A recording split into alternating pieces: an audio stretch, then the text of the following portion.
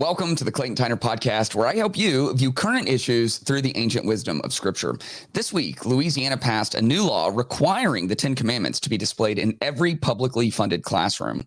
Many have come out in opposition to this measure, while Christians and conservatives celebrate the decision. So where should we land as Jesus followers? Several videos went viral of President Biden seemingly freezing up or looking lost at public events. While Republicans are quick to call this senility, the White House has labeled the videos as cheap fakes and told the public not to believe their eyes. What bigger issue does this bring to the conversation during this election season? Megachurch pastor Robert Morris resigned this week after allegations of his abuse of a minor came to light.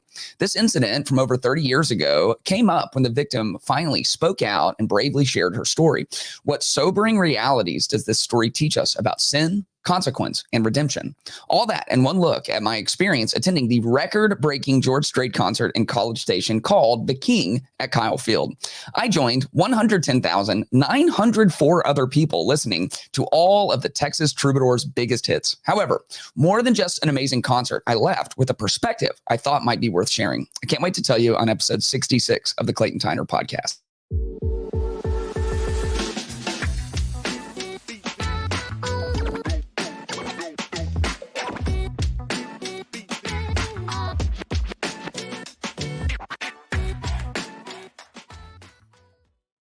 All right, welcome to episode 66. I want to thank everyone for rocking with me, for being patient with me in the summer, go on a couple of vacations. So there wasn't a podcast next week. I'm going to be leading worship at a couple of back-to-back camps, not this week, but then the next 2 weeks. And so I'm going to do my best to get podcasts out. In spite of that, maybe record early and put them out or something like that.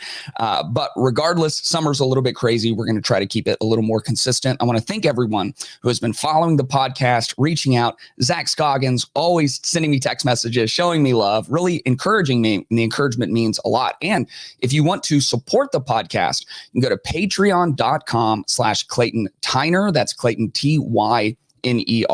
By going to the Patreon, not only do you join our community there, you get some exclusive access, exclusive content. And the best thing is our live monthly Q&A where we get into a Google Meet. We all get to talk with each other. You guys bring great questions.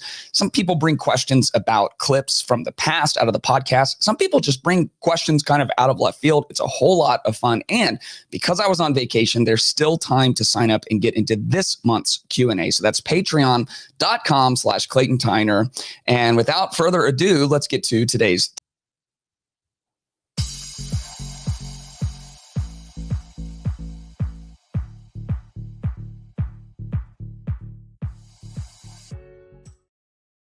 The state of Louisiana recently passed a law that is going to require the Ten Commandments to be shown in every classroom that is publicly funded in the state. Let's take a look at this report. Louisiana becomes first state to require Ten Commandments to be displayed in classrooms. Governor Jeff Landry signed the new law on Wednesday during the middle of Pride Month as woke teachers across the country display far-left LGBT and transgender flags in classrooms. Left-wing organizations vowed to challenge the new law in court, while proponents said that displaying the Ten Commandments in classrooms was not just about religion, but part of our state and national history, culture, and tradition. The Ten Commandments are to be posted in every classroom in a large, easily readable font at every institution that receives public funding. The text must read the Ten Commandments. I am the Lord thy God. Thou shalt have no other gods before me. I guess they're going King James on this. Thou shalt not make thyself any graven images. Thou shalt not take the name of the Lord thy God in vain. Remember the Sabbath. Honor thy father and thy mother. Thou shalt not kill or commit adultery or steal or bear false witness or covet thy neighbor's house.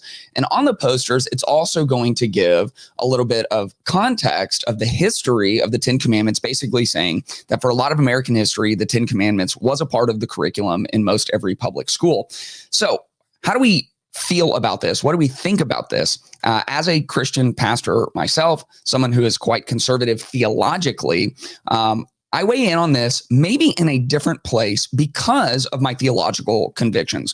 First of all, I don't think there's anything wrong with the Ten Commandments being put into a public area because of the historicity of them.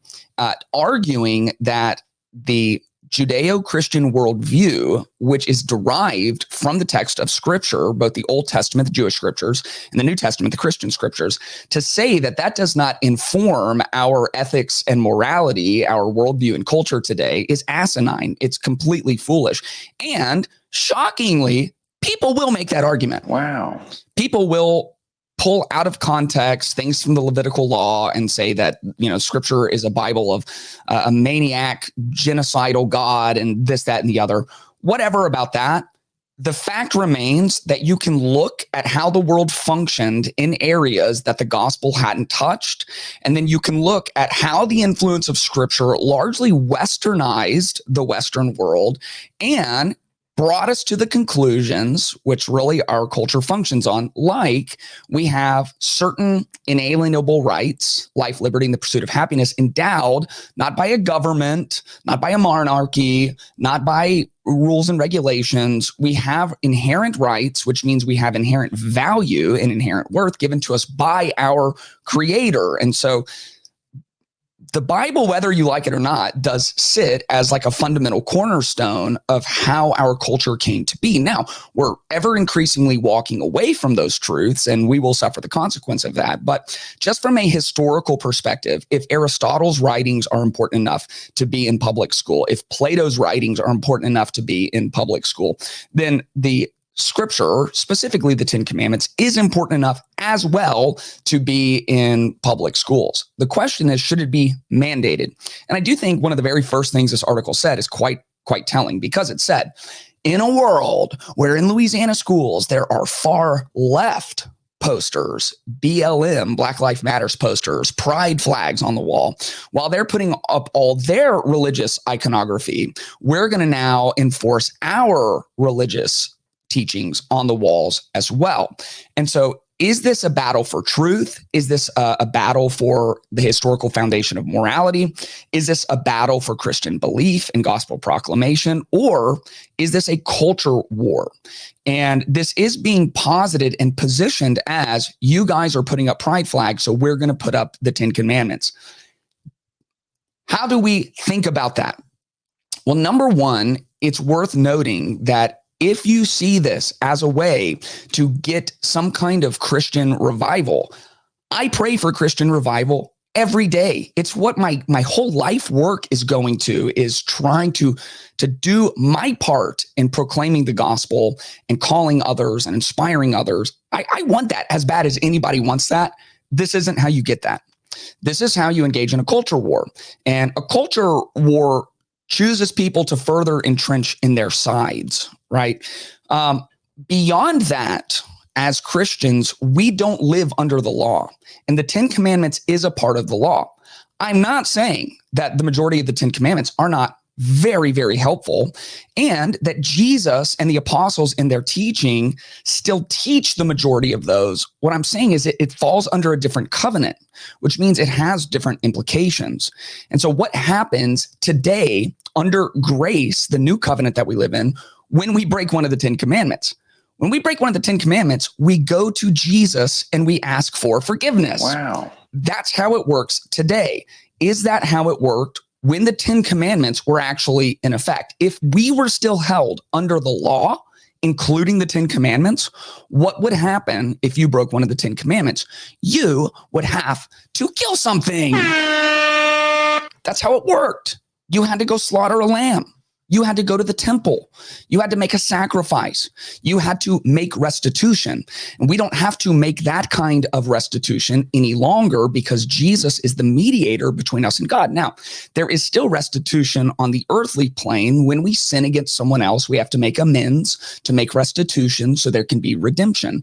But when it comes to the system we now operate under, we no longer operate under the law. And to understand the New Testament of the Bible, you have to understand that a lot of ink is spilled over the distinction between the old covenant and the new, between living under the law and living under grace. And when the apostles come to their conclusive statements, it is always that we are no longer under that law. We have been set free from it. For example, you can read Romans 7, and the conclusive thought is, but now we have been released from the law since we have died to what held us. We have been released from the law. The 10 Commandments, whether you like it or not, are under the law, so that we may serve in the newness of the Spirit and not in the old letter of the law.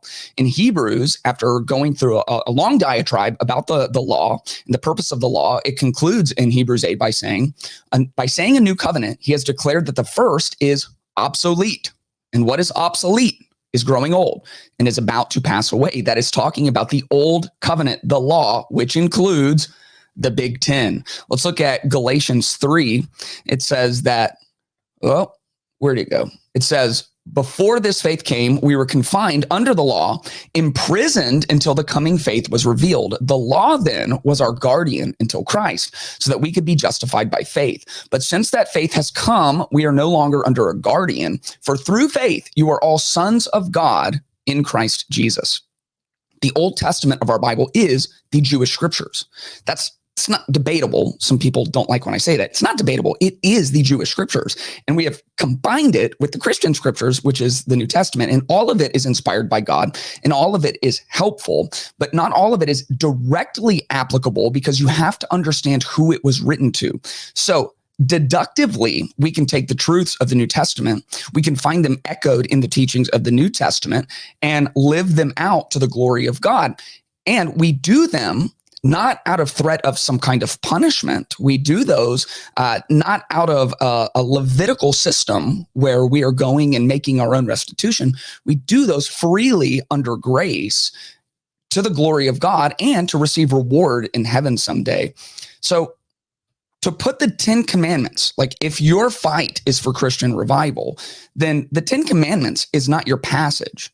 The teachings of Jesus, the new supreme law, the law of love, which surpassed the 10 Commandments, all the law and all the prophets hinge on this: love the Lord your God with all your heart, soul, mind, and strength, and love your neighbor as yourself. All the law and prophets, that's the Old Testament, the Jewish scriptures, hinge on that. Jesus came and fulfilled that law. The law is now obsolete. And so if you really want that, put something new. Now, if you just want it for the historical quality of it, and that's truly your incentive and your motive, I think that's fine.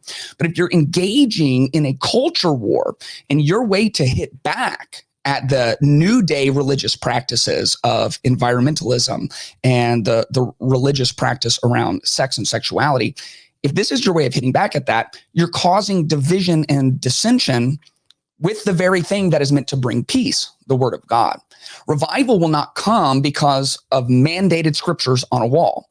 Revival will come when followers of Jesus die to ourselves and start walking in spirit and truth. When we start trying to find common ground instead of always destroying and causing division. And that doesn't mean you don't stand in truth. Truth is truth. Scripture says what it says. You know, I've spoken many times on this podcast about pastors and preachers who are trying to pervert the truth of scripture in order to fit into today's cultural narratives. That's just as dangerous. But we can jump on the other side of it where we only try to create division through culture war and thinking that somehow forcing our way in, mandating our way in is going to change hearts and minds. I personally think is foolhardy. And you may disagree. I'd love for you to tell me in the comments. When you look at the earliest church, like the church in Rome, they had no institutional power. They could not mandate that the 10 Commandments be hung up in the Colosseum, but they just lived it out. They died to themselves daily. They followed Jesus. They walked in spirit and in truth. They held strong to their convictions, and yet they loved without condition. And over time, that is what won the day. They shone a bright light of the gospel, and others were attracted to it. And if we want to win, then we will attempt to do that same thing. There are cheap fakes going around, not deep fakes. Deep fakes is when you take artificial intelligence and you have an image of someone or a video of someone, and then you can make it look like someone is actually there saying something that they're not. That's not what's going on. This is now cheap fakes. And specifically, it is about President Biden. And over the last couple of weeks, he has had a lot of moments that look to everyone with eyes and brains, looks a lot like someone who is just in their 80s and is slowing down, kind of freezing. My grandmother went through dementia. I do know what this looks like. It'd be really hard for anyone to convince me that I'm not seeing what I'm seeing. But the White House is officially calling all of these videos that are being clipped and spread around conservative media, they're calling them cheap fakes. In other words, you're not really seeing what you think you're seeing. Let's take a look. Why? The video went viral faster than usual. President Biden at the G7 summit in Italy, surrounded by world leaders, appearing to wander off before being pulled back to the group by the Italian prime minister. In reality, another camera angle showed the president was actually trying to greet skydivers who just finished a demonstration.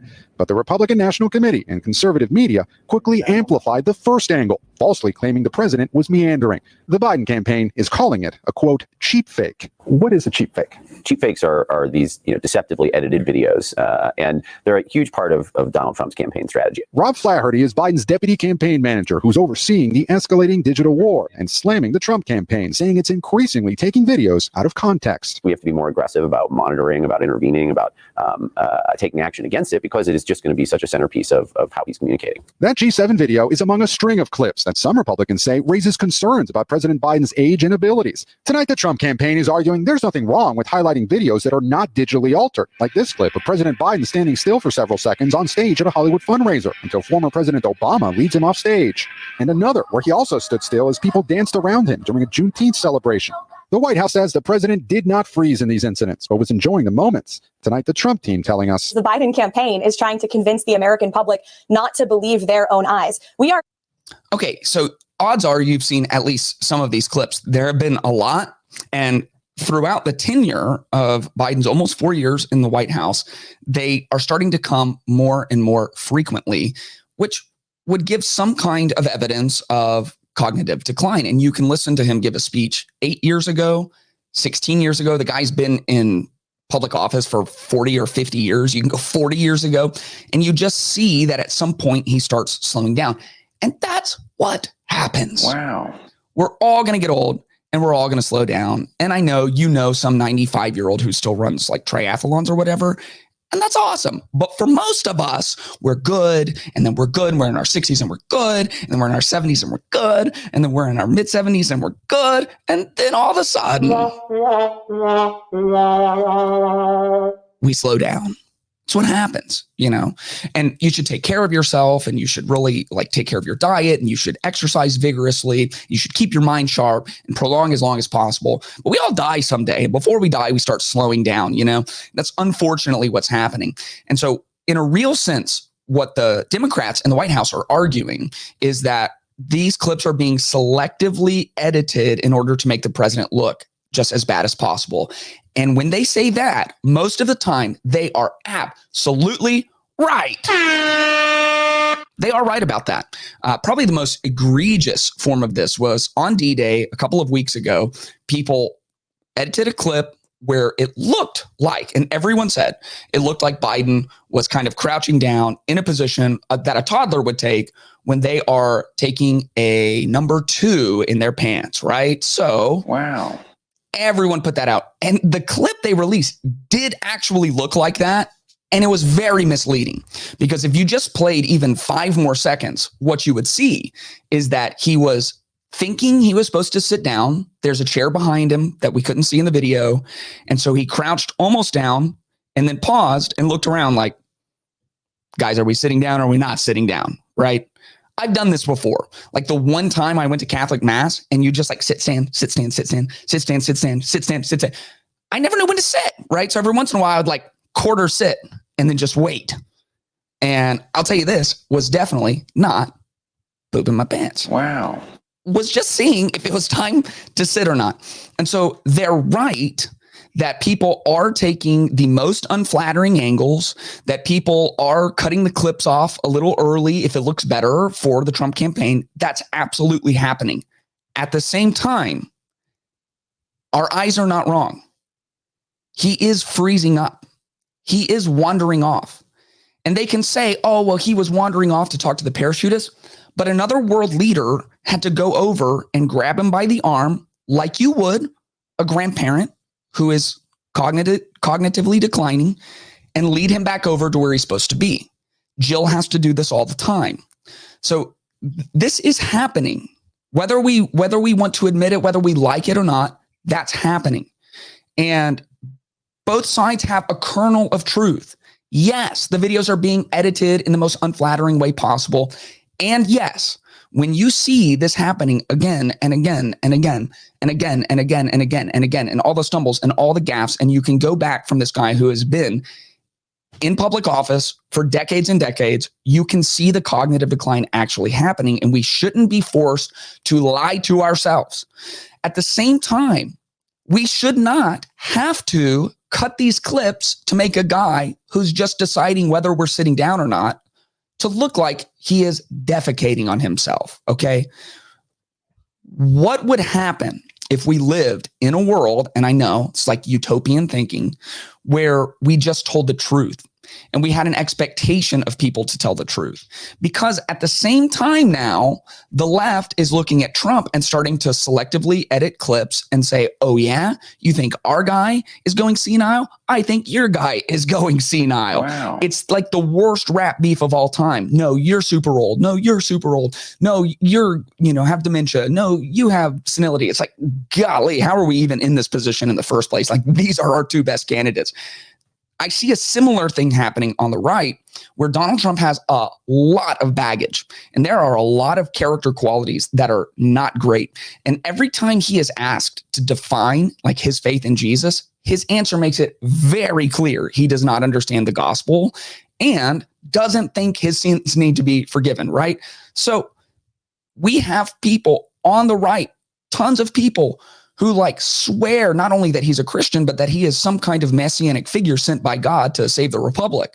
And so it's like, that's also not true though, right? So we have both sides selectively editing, both sides taking things out of context. You have the left when Donald Trump says there's going to be an economic bloodbath if I'm not elected. And for months now, they have said, Trump says there will be a bloodbath, as if there's going to be violence in the streets or something. Everyone does this. And one of the reasons is because our culture punishes transparency from our politicians. No one is allowed to admit anything. Trump is not allowed to admit his shortcomings. Joe Biden is not allowed to admit that he's losing a step. And so we have everyone telling little pieces of truth with an overarching amount of falsehood. In Ephesians 4, Paul writes and says, therefore, having put away falsehood, let each one of you speak the truth with his neighbor, for we are members of one another. What if we really saw ourselves as one country and our elected representatives as the people who are supposed to represent us? We're all a part and they represent. And so we put away falsehood so we know what's really going on. In Proverbs 19, it says, a false witness will not go unpunished, and he who breathes out lies will perish. See, as long as we live in a culture that punishes transparency, we will continue to have leaders who obfuscate the truth. And we should desire transparency in our leaders. And if no one else will do it, if you are a follower of Jesus, you should do it. If you're a follower of Jesus and you're convinced that Trump is the best option in 2024, then vote your conscience. But you should be honest about his shortcomings. It's funny because, I'm just trying to look at current events and take like a biblical approach to them.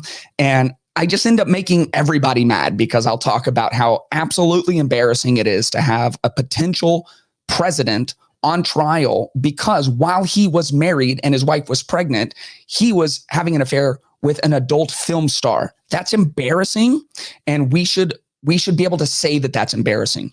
If you think Joe Biden is the best option for the country and you think he can last another 4 years, you should just be honest about what we can all see, that he is going senile. And there is power in transparency. And as Christians, we are called to that transparency. The Apostle Paul was a great representation of this, like in 2 Corinthians 12, where he says, therefore, I will boast all the more gladly of my weaknesses so that the power of Christ may rest upon me. He's like, I've got a lot of things I could brag about. I'm going to brag about my weaknesses. I'm going to tell you I'm the chief of all sinners. I'm going to 8 Mile myself. Remember at the end of 8 Mile where B Rabbit, Eminem goes on stage and instead of dissing the other guy, he just puts all his dirty laundry out on Front Street. And it's like, how are you even going to diss me now? I just told you everything about me. I just like, emptied all the skeletons out of the closet. Wouldn't it be wonderful if someday we could create a culture where that is what is expected? You can't even think about running for president unless you're going to put all your dirty laundry on Front Street for everybody. This is exactly who I am. This is exactly what I've done. This is exactly what I've gone through. And as we're going to see in the next clip, when you're not willing to do that, it can have absolutely dire consequences. Robert Morris has been the pastor of Gateway Church in the Dallas area, a massive, massive church, tens of thousands of people. And he has been hugely influential in the evangelical church. One of the ways that I first learned about Robert Morris is because of his book. I think it's called The Blessed Life. And it was known within church leadership circles that if you have Robert Morris, pay Robert Morris to come preach at your church for one Sunday on the topic of giving, specifically tithing, which is an Old Testament principle that shouldn't belong in the church. Different conversation.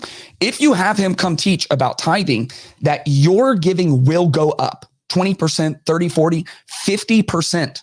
And he wrote a book, The Blessed Life. And for me, my first issue with Robert Morris, before obviously any of us knew anything going on right now, is that his theology on giving is without merit. He proofreads all over scripture, ties them together into a mess of a theology where he gets to say, you need to tithe to your local church. And if you don't give 10% of your money, then all of your money is cursed. If you give 9% of your money, then 91% of your money is cursed. But if you give 10% of your money, then your 90% is blessed and you get to live the blessed life. That's really bad theology. However, having some misguided theology doesn't make you a bad person. It's a secondary issue. No one's going to throw anybody out of the kingdom for having a bad theology of tithing. But things really came to a head recently, within the last week, when a woman came forward and accused him of an inappropriate sexual relationship with her all the way back when she was 12 years old. And at the time, Robert Morris was about 20 years old. Now, this was over 35 years ago, but this is something that has never had any kind of closure all that time. And it's a secret largely that Robert Morris has been hiding from the public eye. And it has now come back. He has resigned. He resigned presumably in anticipation of being fired from Gateway Church, tried to leave with a little bit of his dignity. While this is an allegation, there does seem to be quite a bit of proof, and nobody is denying it at this point. Just recently, the woman, Cindy Clemshire, came out and told her story in a video that was produced on X. Let's take a look at that. It's too much for a child. Cindy Clemshire has a story. There is a lot of guilt and a lot of shame that comes with that. A memory that took time for her to understand. 18 years to discover and really embrace what he did to me. Clemshire's family was close with Robert Morris, who founded Gateway Church near Dallas. Robert and Debbie were like part of our family. She says Morris traveled as a pastor to different communities Christmas night, 1982. and visited her Hominy home in Osage County. That's when he started sexually abusing me. She was 12 years old. He told me that night, I can never tell anyone because it will ruin everything. Clemshire sought restitution in 2005. A lot of anger at that time. Morris responded in an email saying, "My attorney advises that if I pay you any money under a threat of exposure, you could be criminally prosecuted." I learned to lie and manipulate. A 2014 sermon reveals Morris I didn't want to be rejected. sharing a personal story of what he called immorality with women. I looked for girls that did not have a good relationship with their father. I was not deprived from the love of a father. I was an innocent child. Clemshire shared in detail the 4.5 years she said Morris abused her with the religious watchdog blog, The Wartburg Watch. Here we are. 4 days later, Morris resigned. For me, it's about, let's find out who all knew. According to CBS News, Gateway elders said they will launch an investigation to have a complete understanding of the events from 1982 to 1987. It's very tough. It's still tough. Clemshire moves on Yes. the best way she can. Well, thankfully, my faith has stayed strong. She didn't do it by herself. I've had a great family my whole life. Stories can heal I am proud. and remind. I hope and pray that any victim that hears this can realize it wasn't their fault. Clemshire believes more testimonies exist, Come forward. and she'll be there to listen. You won't. It's obviously just a heartbreaking story. I mean, your heart breaks for her and the trauma that she endured. incredibly brave for her to come forward. And everyone's going to have their opinions about this, but this took place when he was in his 20s and she was from the age of 12 to about the age of 16 or 17. I have a 12-year-old daughter, and there is one outcome of this that is acceptable, and it is Robert Morris spending time in prison. That is the one acceptable outcome, because this is not just a sin. This is a crime, and it is the worst kind of crime. Jesus, who is like, he is love. God is love. Love your enemies. Pray for those who persecute you. Always pushing for peace, always pushing for grace, always pushing for love. The one time that you really see Jesus turn on this next level is when he talks about kids. And when he says anyone who causes one of these little ones to stumble, not we should pray for them. He says they should have a millstone tied around their neck and they should be thrown into the depths of the sea. There's one acceptable outcome of this, and it should have happened back then. One of the interesting things in the email that exchange between Cindy and Robert Morris back in 2005 is he tacitly admits to it by saying, I had talked to your father, Cindy's father, and believed that I had y'all's forgiveness. Something more should have happened here. A 12-year-old has to be protected. And this brings up the question of moral pastors and church leaders. I am a church leader. I'm the lead pastor of Megachurch here in San Antonio, Texas. I have seen friends of mine as church leaders who have had moral failures. And the top level belief when it comes to these situations is that God is a God of redemption. And what we want to see and should want to see is redemption. We want to see redemption for Cindy Clemshire. Looks like she's finding that. She's being an advocate. She still has her faith in God, which is a huge testament just to her resilience. So many people are hurt by the church or a church leader. They project that hurt onto God and they walk away from their faith altogether. So I'm so happy to hear that she still has a relationship with God. We should want redemption. And in circumstances with the leader, we should want redemption as well. The question is, what does redemption look like? And it's no secret that there have been many, many pastors who have had to step down or take leaves of absence because of sexual sin. In this situation and other situations like it, there's a distinction in that there's not just a sexual sin, which is very serious, should take you out of ministry, but we want redemption, right? So what does that look like? But a sexual sin and a sexual crime. Now, we have a spiritual reality. Jesus died for our sin, and it is not the severity of sin that separates us from God. It is the presence of sin altogether, which is why you'll hear people say things like all sin are equal in God's eyes. I'm not sure how biblical of a concept that is, but what is true is that the presence of sin itself separates us from God because God is perfect, and in his holiness, he cannot dwell in the presence of sin or sinners, which is why when we put our faith in Jesus, we are covered by his righteousness, covered metaphorically by his blood, and our sins are forgiven. And so we stand with the righteousness of Christ on us, covering our sin, which is why we come back into relationship with God. However, the severity of sin in our actual experience in the temporal plane of this life does vary based on what the sin is and the severity of that sin. And so if you have someone who had sexual indiscretions in their past, probably everyone does. I mean, Jesus said, if you look at someone with lust, you have committed adultery before God. Everyone has sexual indiscretion in their past, and that can be redeemed. But the path to redemption when there's a sexual crime looks very different. You see, redemption requires restitution, making things right, bringing back peace.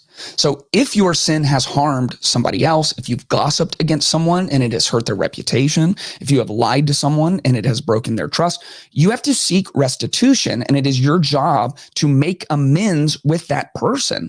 The path to redemption requires restitution. Well, what happens when there is a criminal aspect to this?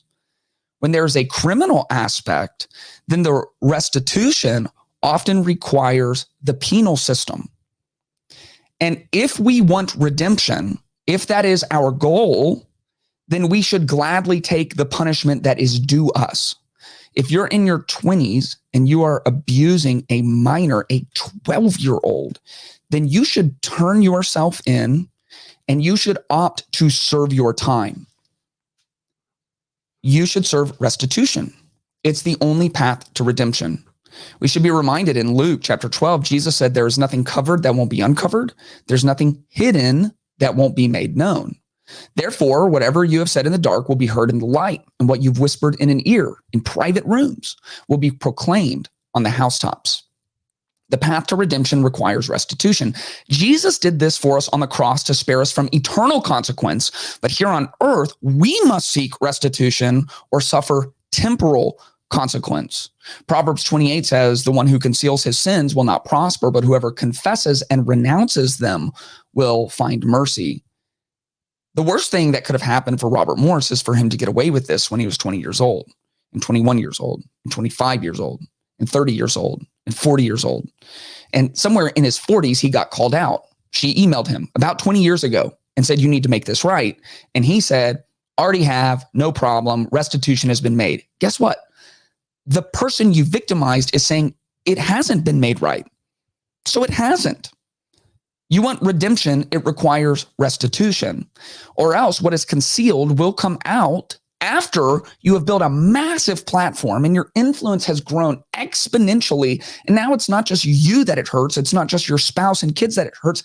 It's like 100,000 people in the Dallas area and many more people around the world. We should embrace confession. We should embrace restitution. We should embrace making things right. And Megachurch knows I have a past. I was a wild boy for quite a few years. And there are many things I've had to apologize for and many things I've had to try to seek restitution and seek to make right. And when it comes to specifically Robert Morris's sin, it is a crime. It is a sin before God and it is a crime before the law. And it has created a victim. And I believe that he should go to great lengths, extreme lengths, even maybe penal lengths in the judicial system to seek restitution if he in fact really wants to see redemption.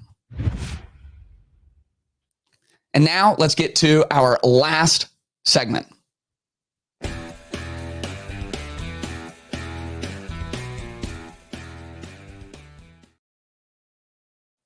I had the opportunity last weekend to go see George Strait in College Station at Kyle Field. It was a phenomenal concert, unreal. It was the first time that George Strait has played in Texas in a very long time.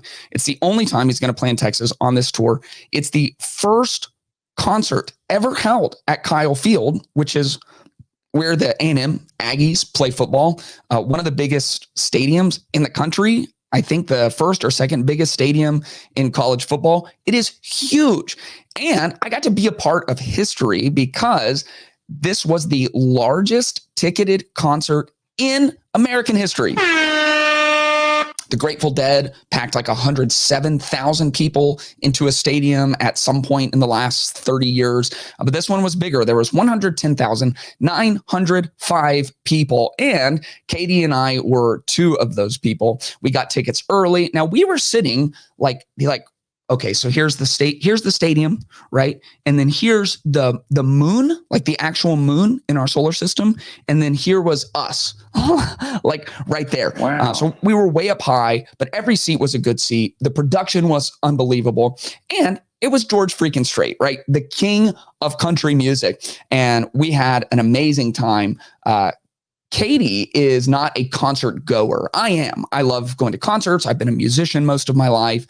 I love seeing music live and loud and in the flesh. She does not. She likes staying home. And so I go to concerts with my dad or with friends, and that's fine. I don't go to a lot of concerts, but as long as I've known her, she has wanted to see George Strait in concert. And so when he was going to Kyle Field, which our oldest son, Lane, he goes to Texas A&M. So we go see football games at Kyle Field.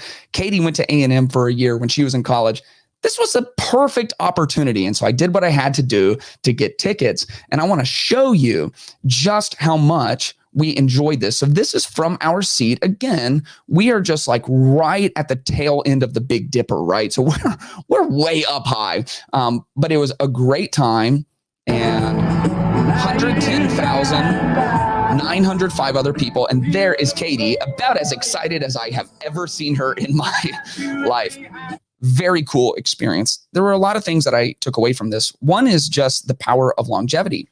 I mean, George Strait has been doing this for a very, very long time. And one of the ways I think that you achieve greatness in something is you just don't give up.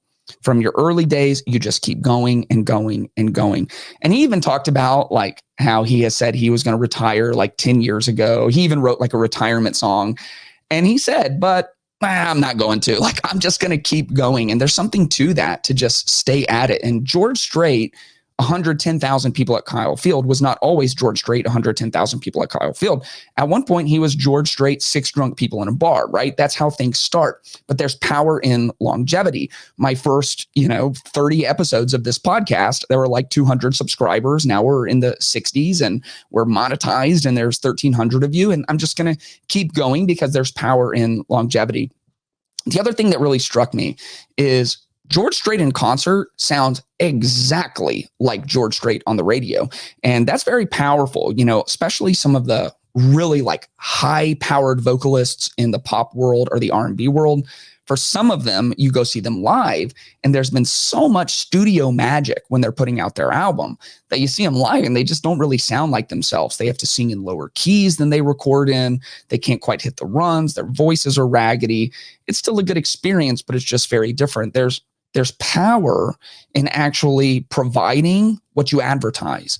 Like what you say you're going to get, you actually get it when you go to a George Strait. It sounds exactly like he sounds on the radio, just big and loud and with 100,000 other people. It's a very cool experience. However, I also had a moment where I had a spiritual experience, and it wasn't based on the lyrics of any of his songs. He's got great songs. It wasn't even necessarily about the concert itself. What happened is there were a couple of openers, and then it was nighttime and all the lights went down, and they introduced George to the stage. And the event was called The King at Kyle Field. The King at Kyle Field. And that's how they announced him. George Strait, the King at Kyle Field. And it was in the stadium, and 110,905 people lost their minds because the King was coming on stage. And you see clips like this from Elvis, who was also known as the King. And they would announce Elvis, the King of rock and roll.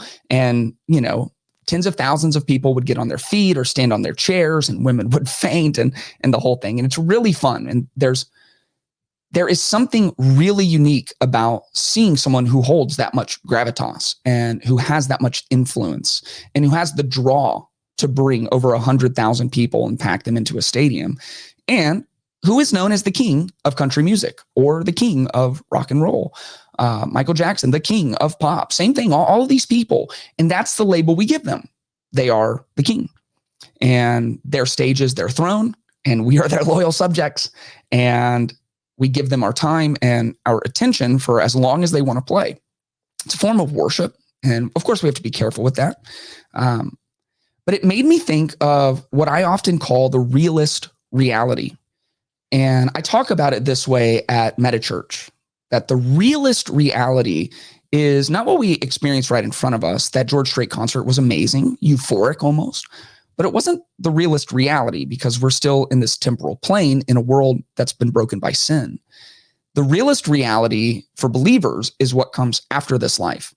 And the transition point after this life is called the Bema seat of Christ, or the judgment seat of Christ. It's talked about in scripture, like in 2 Corinthians 5, for we must all appear before the judgment seat of Christ so that each may be repaid for what he has done in the body, whether good or evil. Now, the judgment seat, that word is Bema, B-E-M-A. And the Bema seat was the stand that the judges would sit on at the Athens game, the precursor to the Olympic Games. And so everyone knew the image who was reading 2 Corinthians everyone knew that the image that Paul is trying to evoke, which is of a stadium full of competitors, judges sitting on the judgment seat, the Bema seat, and then the athletes who have competed who are going to be rewarded for how they did in their race or how they competed in their event. And this is a picture that Paul and other authors of scripture draw on, running the race well so we can be rewarded someday. We also have this imagery out of Revelation. There's at least 3 different places in Revelation that have very similar imagery, where John writes, after this I looked, and there was a vast multitude from every nation, tribe, people, and language, which no one could number, standing before the throne and before the Lamb. They were clothed in white robes with palm branches in their hands, and they cried out in a loud voice, salvation belongs to our God, who is seated on the throne and to the Lamb. All the angels stood around the throne, and along with the elders and the 4 living creatures, they fell face down before the throne and worship, saying, Amen, blessing and glory and wisdom and thanksgiving and honor and power and strength be to our God forever and ever. Amen. I looked, and there was a vast multitude that no one could number. So like 110,905 is a lot of people, but it's relatively easy to number. You just count the tickets that were sold, and that's how many people are in the seats, and it was sold out. It's 110,905. Someday it struck me, because this really was, I was part of history, the largest concert ever, right? And the feeling that you got as it was like, and welcome to the stage, the king at Kyle Field, and just this euphoria of an anticipation, and he's coming, and he's walking up in the dark, and when are we going to see him? And it's George Strait, the king. And I had this brief moment where I thought, this is one of the coolest moments of my life, one of the coolest experiences of my life. And even though I can't really know what it's going to be like the first time that we see Jesus, this has to be some kind of fractional glimpse. Like whatever this is that I'm feeling right now, it's going to be this multiplied by infinity. And there will be people from the whole world waiting on his arrival. And the king will come. And this will be our transition from this life into the next, is we will get to see not the king of pop, not the king of rock, not the king of country. We'll get to see the actual king, and we'll be gathered there with anticipation. And our desire will be completely unfiltered, purposeful worship when we see who he actually is. And it was just a reminder that as cool as experiences are today, and as important as our life feels moment to moment, that there is a day coming which should be the focus of every day, that we should enjoy the life that we've been given. We're in the world. We should be effective in the world. God's given us a lot to enjoy, but all of it should be pointed at eternity. And our life should be investing in eternity. And we should be preparing ourselves. I prepared to the George Strait concert because there was going to be 110,000 people there. We bought a good parking spot. We had a place to stay that night. We wore the right clothes. We put on sunscreen. Like we did the whole thing. We prepared for that moment. I bought the tickets months in advance. How much are we preparing for the day that we stand with the rest of the nations and welcome Jesus into our presence? That should be the thought that animates us every moment of every day. We should do what Jesus said and seek first the kingdom of God. Seek first that moment. And if you've put your faith in Jesus, you've got your ticket. You're going. You'll be there. You'll be in the stadium. Not only that, but you will meet the king, and you will review your life, and you will see just how well you prepared for that day. And man, my hope is that I have prepared very well. That is it for episode 66 of the Clayton Tyner podcast. I want to thank you so much for continuing to support. I want to remind you to subscribe to the channel. Also, you can check out my Patreon. That's patreon.com/Clayton Tyner. That's Clayton Tyner. If you're on audio only, come over to youtube.com/Clayton Tyner and subscribe to the YouTube channel. Help this thing continue to grow and reach more and more people. I love you guys, and I'll see you on episode 67.